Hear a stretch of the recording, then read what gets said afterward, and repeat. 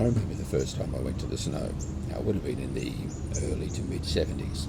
I was probably 14 years or so old then. We went to a place called Mount Beauty in Victoria. Now, by Australian standards, I think it's about 1800 metres high. Not by world standards, this doesn't mean much, but for us it's okay.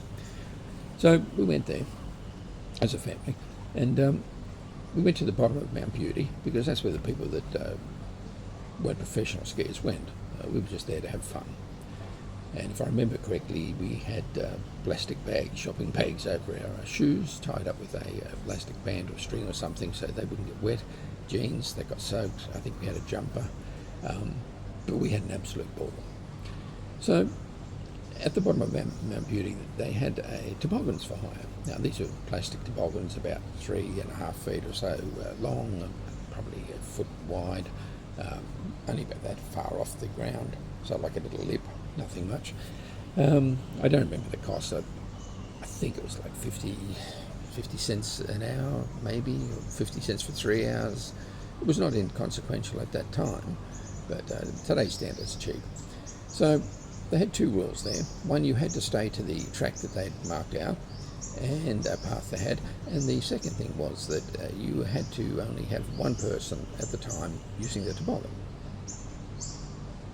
Well, this was good. So I'd go up the top, and then I'd come down, and then maybe my father would go up, or my sister. Okay, so that's sort of how it went.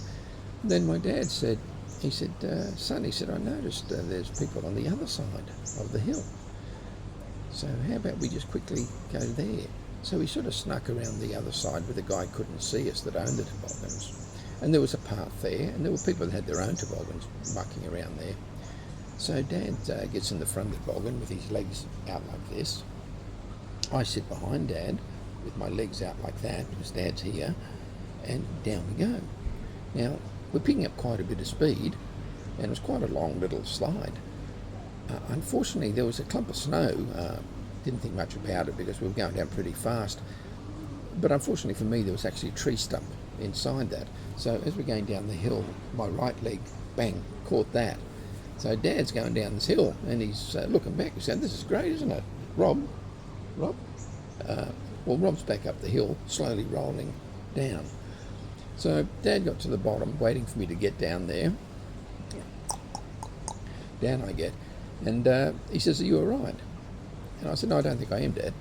And another guy came over and he said, "I'd get that checked out if I was you." He said, "But you're in luck." He said, "Because there's actually a doctor at Mount Beauty." Well, that was good news. But the bad news was that he was actually at the top of Mount Beauty where all the skiers were. So we had to get a ski lift, or these chairs, they can continually moving. So I had to get on there with a broken leg. Then it got up to the top, and they'd radioed up ahead, so someone was waiting to try and help get me off the chair because it wasn't stopping for me. So I had to get off there with this one leg hopping.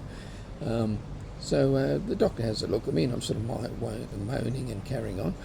And he said, "Look, it could be broken." He said, "It might be fractured, it could just be strained, I don't know." He said, "Look, I'll put a blow-up cast on it." And he said, "Can you hear that person screaming?" I said, "Well, yeah, you can't miss it." He said, "Well, that's a cross-country skier. Now, they've fallen off a cliff and they've broken nearly every bone in their body." And he sort of looked at me. "They've got something to whinge about." Well, that put an end to my whining. So I get put in another banana chair sled thing, a chair sled, and it's probably 6 foot long, 5.5 feet, 6 foot, something like that, like the little toboggan, only thin.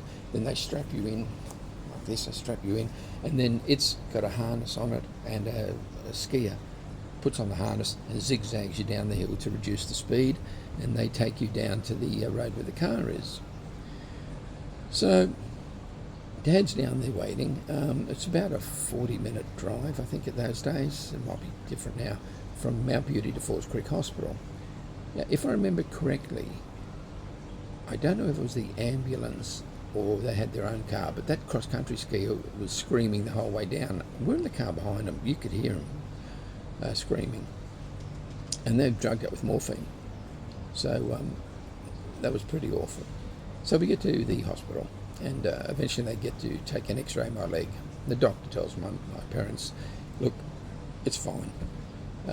Just let him rest it today, and then as from tomorrow, just tell him to keep walking on it. It'll get better. Okay, so we go home, and for the next 8 days, my parents keep telling me, just walk on it. The doctor said, walk on it. And I said, after 8 days, I said, I'm not getting any better. And I think they just thought I was a bit of a whinger. So anyway, we go to the local hospital. They do another x-ray, and they said, yeah, it's a bad fracture. So they put me in a cast from toe to hip. I was in that for about, I think, 8 or 10 weeks, something like that. So my mother rang Falls Creek Hospital and said, you said it was fine. And they said, sometimes it happens, you know, the his leg might have been wet maybe, and the x-ray didn't quite work. We didn't pick it up. Okay, that's what you did in those days, you just, okay. So after the 10 weeks, for sake of an argument, I get to take the cast off. So Dad takes me to the hospital. I've got the crutches out, and he said, do you mind going on your own? He said, I want to listen to a horse race. And Dad didn't do much for himself. His 50-cent bet was at the horses, you know, it was his enjoyment. So I said, yeah, that's fine, Dad. So I get the crutches out and go up to the hospital. Then I get into the elevator, go up to where they cut it off. I have an electric saw, and they cut it open 2 places, and it sort of peels off. Oh, did it stink. You can imagine 10 weeks of sweat. Yeah. So I get down, they let me go. My leg is totally white, it's totally withered because the muscles haven't been used for 10 weeks. So I'm trying to hobble out towards the car where Dad is, and he thought this was hilarious. Not big on the sympathy. He thought it was hilarious, and I did see the funny side of it years later, not at that time. I don't know if other people had experiences like that.